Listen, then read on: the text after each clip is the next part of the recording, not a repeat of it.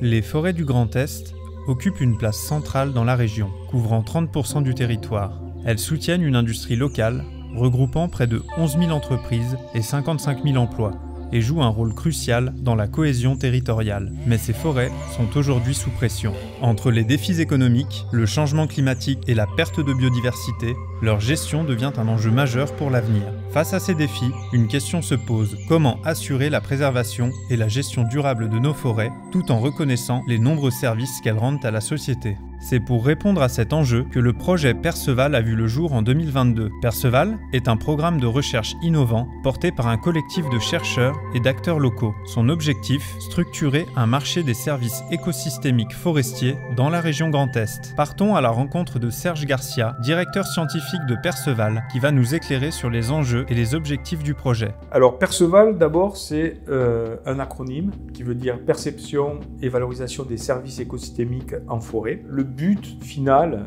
bien qu'il y a plusieurs objectifs, est de mettre en place une plateforme numérique, un espace d'échange entre les différents acteurs, les propriétaires forestiers, les usagers des forêts, les différentes parties prenantes, la région, etc., afin d'échanger des services environnementaux pour préserver la biodiversité et les services écosystémiques. Ce programme s'adresse un peu à tout le monde, puisque tout le monde est concerné par la protection des forêts et pour la préservation de la biodiversité. Et donc ça va des propriétaires forestiers, des gestionnaires forestiers, à différents acteurs économiques, les entreprises, mais aussi des acteurs de la société, des associations d'usagers, des organisations non gouvernementales. Bien que l'économie domine le projet Perceval, porté par l'unité mixte de recherche du Bureau d'économie théorique et appliquée, sa thématique, l'économie forestière, appelle une approche pluridisciplinaire. Grâce à une volonté de recherche collaborative et à l'implication de partenaires variés, le consortium réunit des experts de divers horizons. Dans cette dynamique, l'association DHDA pour Des Hommes et des Arbres s'affirme comme un partenaire clé du programme de recherche. Nicolas Bilot, membre de DHDA, nous en dit un peu plus sur la démarche de l'association. Aujourd'hui, Des Hommes et des Arbres agit comme un animateur de réseau dans le territoire du Grand Est et comme une porte d'entrée à tout nouveau projet. Le laboratoire Beta Economics et AgroParisTech, l'Université de Lorraine, l'INRA et de Champenoux, toutes ces institutions-là ont très vite été dans le premier consortium de départ de Des Hommes et des Arbres. Et en discussion avec les acteurs politiques et économiques du territoire autour du projet Des Hommes et des Arbres, a émergé cette idée de il faudrait faciliter la reconnaissance des services écosystémiques, la valorisation des services environnementaux. Donc ce que les hommes font pour l'environnement arboré doit être rémunéré en fait. Donc très vite est apparue l'idée portée en particulier par les économistes du Beta. Il faudrait créer quelque chose, faciliter la relation entre tout ça. Et donc il y a une action qui a émergé au sein du collectif des Hommes et des Arbres qui s'appelle la Bourse de valorisation des services écosystémiques rendus par les arbres en Grand Est, que j'appelle aujourd'hui Bourse des arbres, qui s'est montée parallèlement, qui est le frère jumeau, voire siamois, de Perceval. Donc côté territoire du Grand Est se montait à l'intérieur de Des Hommes et des Arbres l'action Bourse des arbres, et côté recherche se montait Perceval en même temps. Donc en fait c'est la Bourse des arbres et Perceval, c'est la même chose. Perceval arrive de la recherche pour rencontrer la société. Il y en a un, c'est la bourse. La société vient chercher, avec la recherche, à développer ça dans le Grand Est.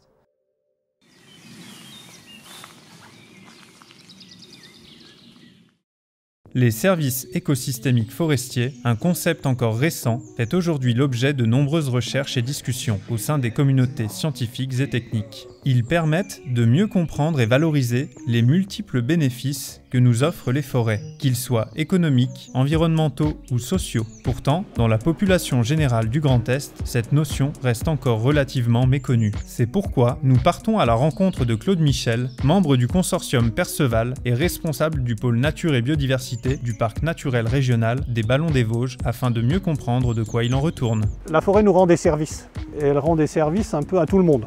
Ils sont parfois marchands, puisqu'on exploite du bois, des services de régulation qui sont peut-être un peu nouveaux.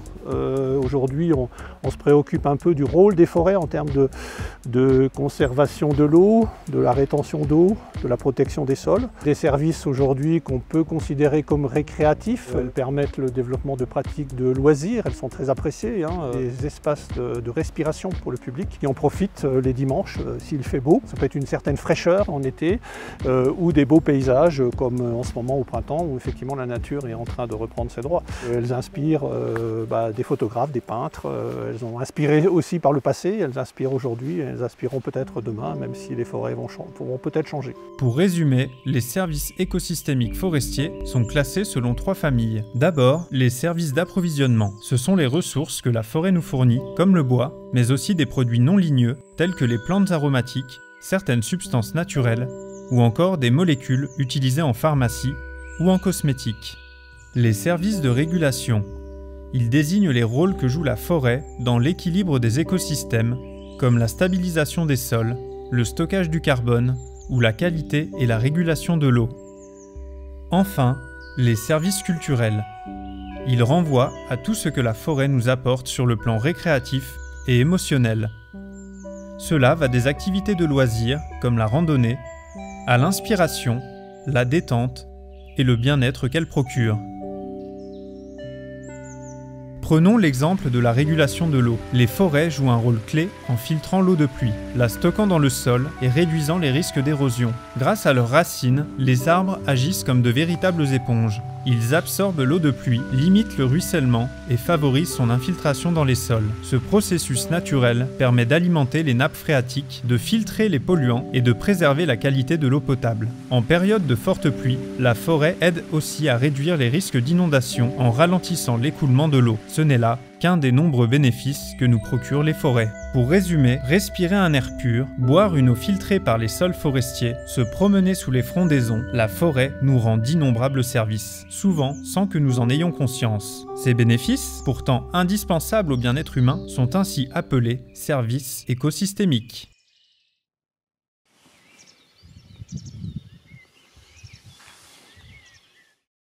La forêt du Grand Est est au cœur de multiples enjeux. Exploitée pour son bois, convoitée pour ses ressources, elle subit aussi de nombreuses pressions. Sécheresse, maladies, ravageurs. Autant de défis qui interrogent la gestion forestière et l'équilibre entre production, préservation et usage récréatif. La question du réchauffement climatique est effectivement réelle. Le 1,5 degré ne pas dépasser, effectivement, nous on l'a largement dépassé, le 1,5. On est plutôt autour de 2,5 degrés aujourd'hui. Ce n'est pas sans conséquence, effectivement, sur les processus biologiques qui s'expriment dans les écosystèmes forestiers et sur les arbres qui sont présents aujourd'hui. Et puis l'autre problématique, c'est la répartition des pluies, les précipitations qui ne sont plus aussi homogènes ou qui ne le seront plus demain. Et puis ces questions de sécheresse, en particulier donc, au niveau des sols. Des arbres rendus vulnérables par des températures extrêmes, du manque d'eau dans les sols, effectivement, ce sont des arbres plus sensibles aux éléments pathologiques, les maladies en quelque sorte. Donc ça peut être effectivement des maladies liées à des champignons, mais ça peut être également des insectes ravageurs. On parle du scolyte par exemple sur l'épicéa, c'est une espèce endémique aux Vosges, elle a toujours été là. Mais effectivement, des conditions répétées de fortes températures, de précipitations pas forcément réparties sur l'année, qui peut se traduire par une invasion un peu massive selon les conditions aussi climatiques. Comme pour toute espèce vivante, les maladies occasionnent la mortalité des espèces. Le risque incendie, par exemple, peut être aussi une perturbation, un aléa à ne pas négliger. On est en pleine forêt ici, donc au fond de la vallée des lacs, donc normalement c'est une forêt avec un sol très humide. Il suffit de gratter ici, là c'est sec. Le risque incendie est quelque chose qu'il faut se prémunir parce que ça peut être aussi un aléa pour le développement des forêts de demain. Dans ce contexte, Perceval cherche à évaluer comment les services écosystémiques forestiers peuvent être mieux pris en compte dans l'économie forestière du Grand Est. En étudiant les mécanismes de rémunération possibles et en impliquant les acteurs locaux, le programme explore des solutions pour intégrer les services dans la gestion et la valorisation des forêts. Une démarche qui pourrait ouvrir la voie à de nouveaux modèles économiques plus durables. Il ne s'agit pas de mettre en place un marché de biodiversité et de services écosystémiques, mais un marché pour la biodiversité et pour les services écosystémiques. Il s'agit plutôt d'un marché d'échange de services environnementaux. C'est les services qui sont fournis par les propriétaires forestiers. Il y a plusieurs mesures et encore selon le contexte de la forêt qui peuvent être mises en place. Le type de coût qu'on essaie de rémunérer, de rembourser au minimum, et ça peut être par exemple des coûts d'opportunité, c'est-à-dire l'abandon de certains revenus qui sont liés à la récolte de bois parce qu'on veut protéger une zone de la forêt pour la biodiversité, pour certains services écosystémiques.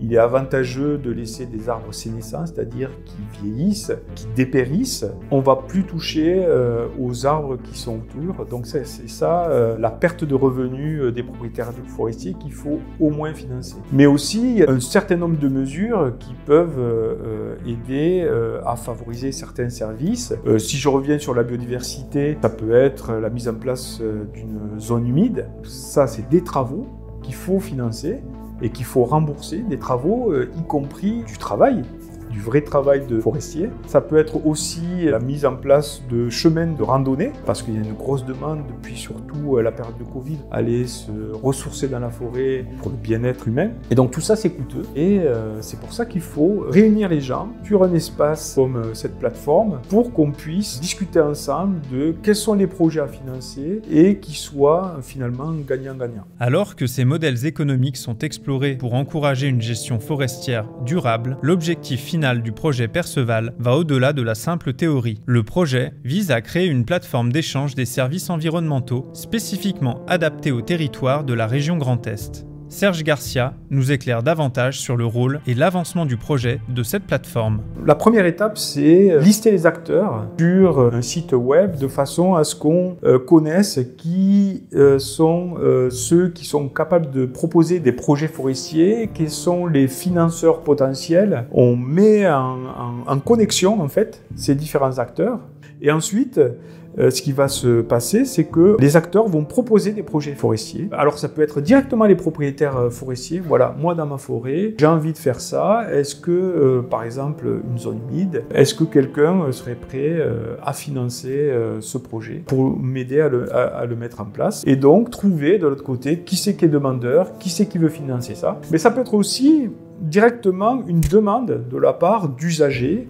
ou d'entreprise. Moi j'ai envie de planter des arbres. Si nous pensons à une association de randonneurs, moi j'ai envie qu'on puisse avoir un chemin de randonnée qui traverse votre forêt, je suis prêt à financer. Et voilà comment on aide les gens à se rencontrer et à ce que les projets soient mis en place. Cette plateforme, aujourd'hui expérimentale, permettra de mettre en relation les différents acteurs, des propriétaires forestiers aux entreprises, en passant par les collectivités, afin de faciliter la valorisation et l'échange des services écosystémiques, tout en soutenant la transition vers une gestion plus durable des forêts.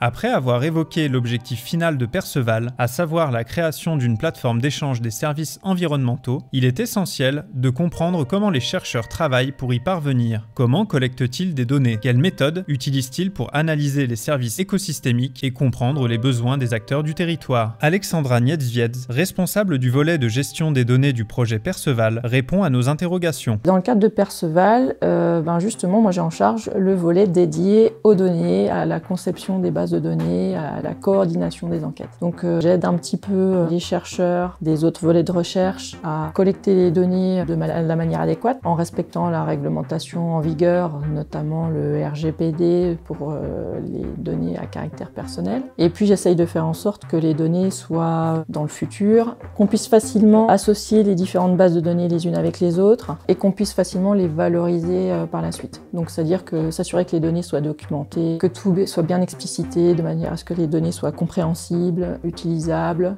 que les résultats soient fiables. Et j'ai aussi en charge dans ce volet de recherche dédié à la collecte de données auprès des propriétaires forestiers privés. Et là c'est un gros sujet parce qu'en fait ça fait des décennies en fait qu'on manque de données économiques pour la forêt privée. Et en fait le projet Perceval c'est un peu l'opportunité de collecter ce type de données parce qu'on en a vraiment besoin dans le cadre du projet. Donc on va essayer de faire une base de données complètement originale sur la région Grand Est puisque le projet Perceval Perceval porte sur la région Grand Est. Donc on va collecter des données économiques sur la forêt privée. Cette base, ça sera un test. Si ce test est réussi, on pourra espérer l'étendre à la France tout entière. Si Perceval est un programme de recherche, il ne s'agit pas d'un projet purement théorique. L'objectif est d'aboutir à des solutions concrètes, applicables sur le terrain, pour structurer un véritable marché des services écosystémiques forestiers. Grâce à la collaboration entre scientifiques, acteurs locaux et gestionnaires, les résultats produits ne restent pas confinés au laboratoire. Ils doivent nourrir des outils opérationnels comme la future plateforme d'échange des services environnementaux. Pour que cette démarche ait un impact réel, encore faut-il qu'elle soit soutenue à l'échelle régionale. C'est dans cette perspective que la région Grand Est s'est engagée aux côtés de Perceval.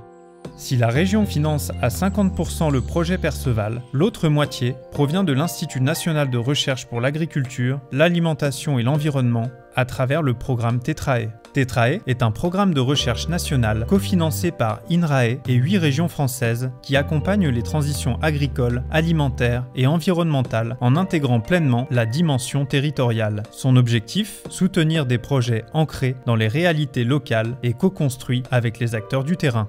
Avant d'être mis en œuvre, le projet Perceval a dû répondre à des critères précis pour être sélectionné et financé par TETRAE. Mais quels ont été ces critères? Quelles qualités ont fait de Perceval un projet à la hauteur des ambitions de la démarche de TETRAE? Donc je suis Frédéric Wallet, je suis chercheur en économie à l'UMR Agir. Et au sein du programme TETRAE, je co-dirige ce programme. Je m'appelle Pauline Lenormand, je suis chef de projet dans l'équipe nationale du programme TETRAE. Et je suis également ingénieure à INRAE, basée à l'UMR Agir à Toulouse. Donc TETRAE, ça signifie Transition en territoire pour l'agriculture, l'alimentation et l'environnement.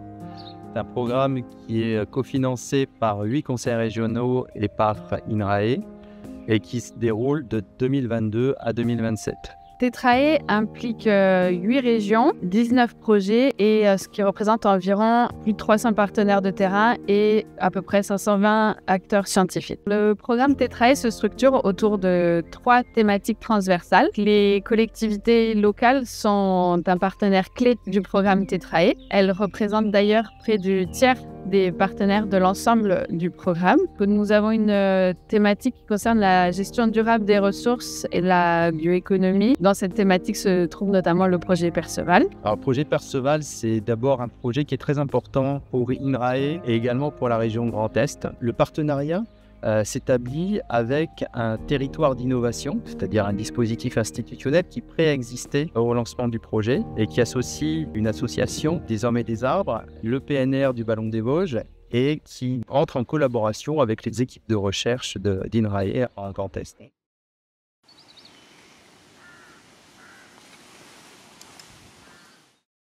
Il est temps de recentrer notre regard sur les propriétaires forestiers privés, acteurs essentiels de la gestion des forêts. Détenant une grande partie des espaces boisés du territoire, ils jouent un rôle clé dans la préservation des services écosystémiques dont nous dépendons tous. Or, s'engager dans une gestion durable qui maintient ces services de qualité représente un coût important. Pour que leurs efforts soient viables et pérennes, ceux qui souhaitent agir en faveur des services écosystémiques doivent être accompagnés et soutenus financièrement, un enjeu majeur pour l'avenir des forêts du Grand Est. C'est précisément cette question que le projet Perceval cherche à résoudre en travaillant directement avec les propriétaires forestiers. Mais pour comprendre les réalités concrètes auxquelles ils font face, rien de mieux que de leur donner la parole. Je m'appelle Antoine Daval, je suis cofondateur et président de l'association La Vigotte Lab au Jamont-Val d'Ajol. Je suis propriétaire forestier par héritage de mon grand-père qui a planté les forêts qui sont derrière moi. Et donc je suis propriétaire d'une dizaine d'hectares de terrain dont moitié de forêt. Alors le sujet des services écosystémiques forestiers, il est déjà présent dans les réflexions sur le territoire parce que dès aujourd'hui, les forêts, on sait tous que c'est plus uniquement de la production de bois d'œuvre, c'est aussi beaucoup d'autres choses. Chez nous, c'est accueillir des touristes, c'est un paysage pour les habitants, c'est de la biodiversité, c'est du carbone, etc.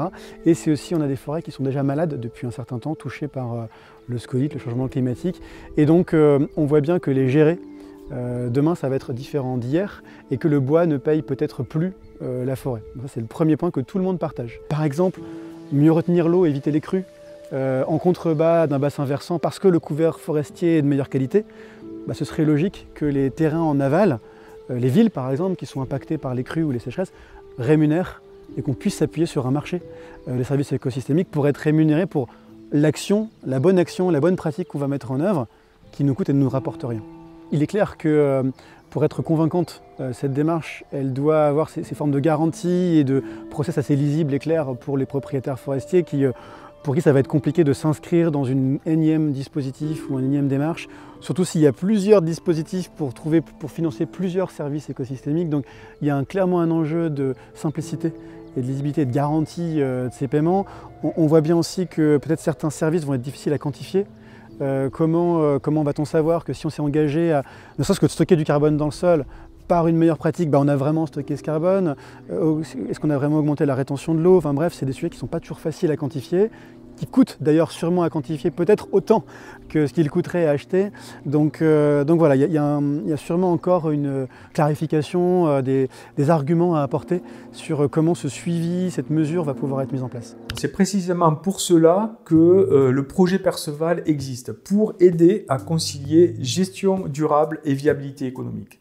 Donc c'est pour ça que nous voulons mettre en place des dispositifs économiques qui valorisent les services écosystémiques et la biodiversité, afin que les propriétaires, comme vous, puissent bénéficier de revenus supplémentaires.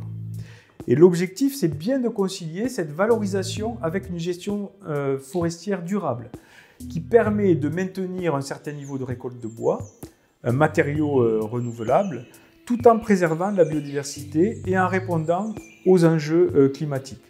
Donc, l'accompagnement financier est crucial et c'est un aspect que nous prenons très au sérieux, bien sûr, notamment à travers des solutions comme les paiements pour services environnementaux. L'objectif est de rendre la gestion durable non seulement possible, mais aussi rentable pour le propriétaire forestier sur le long terme. Assurer une gestion durable des forêts, c'est aussi préparer l'avenir en formant ceux qui auront la responsabilité de ces espaces demain. Au cœur de cette transmission, les établissements d'enseignement agricole jouent un rôle essentiel en sensibilisant et en outillant les futurs professionnels de la sylviculture aux nouveaux enjeux environnementaux et économiques. Alors, Jean-Michel Escurin, je suis forestier de formation il y a presque 40 ans maintenant, et donc enseignant essentiellement en BTS gestion forestière, plutôt en économie et politique forestière et un certain nombre d'autres modules, d'autres aspects techniques. Il faut imaginer que nos programmes de formation, nos référentiels, c'est quelques lignes. C'est très court, c'est très succinct, et ça permet de faire rentrer pas mal de choses dedans. Et on a une entrée en particulier sur la question des enjeux, des grands enjeux de la gestion forestière aujourd'hui. Ça nous amène à parler de multifonctionnalité, ça nous amène à parler de gestion forestière durable, à parler de la valorisation aussi d'autres choses que le bois, et donc aller vers les notions de PSE, vers les notions de séquences ERC, éviter, réduire, compenser, etc., etc., etc. Essentiellement sur des métiers de gestion, autour de la gestion, publique ou privée, donc technicien forestier territorial à l'Office national des forêts par exemple, technicien dans le développement forestier en chambre d'agriculture ou en CRPF, technicien pour des coopératives forestières, pour des experts forestiers, etc. Quelques-uns glissent plutôt vers le commercial et vers l'approvisionnement de l'amont forestier, des scieries et industries lourdes. Donc dans pas mal de cas de figure, la question aujourd'hui qui se pose, c'est de dire est-ce que c'est pas nécessairement d'assurer dans l'avenir la production de bois partout où on produit aujourd'hui. Par endroit, ça va être déjà conserver l'état boisé, conserver la forêt pour ce qu'elle nous apporte en termes de puits de carbone, pour ce qu'elle nous apporte en termes de réservoirs de biodiversité, d'aménités paysagères, etc., etc. La forêt est un écosystème vivant, complexe, où chaque élément interagit avec les autres. Mais au-delà des arbres, c'est aussi un écosystème humain, où propriétaires, chercheurs, professionnels et citoyens façonnent ensemble son avenir. Avec Perceval, un pont se construit entre la recherche et l'action, pour que les propriétaires forestiers puissent être accompagnés, pour que la valeur des services écosystémiques soit reconnue, pour que demain, nous ayons encore des forêts capables de nous approvisionner, de nous protéger et de nous inspirer. Comme une forêt se régénère en s'appuyant sur ses racines, la gestion durable ne peut se construire qu'avec une coopération à tous les niveaux. C'est un défi, mais c'est aussi une opportunité, celle d'inventer ensemble une nouvelle manière de percevoir et de valoriser nos forêts.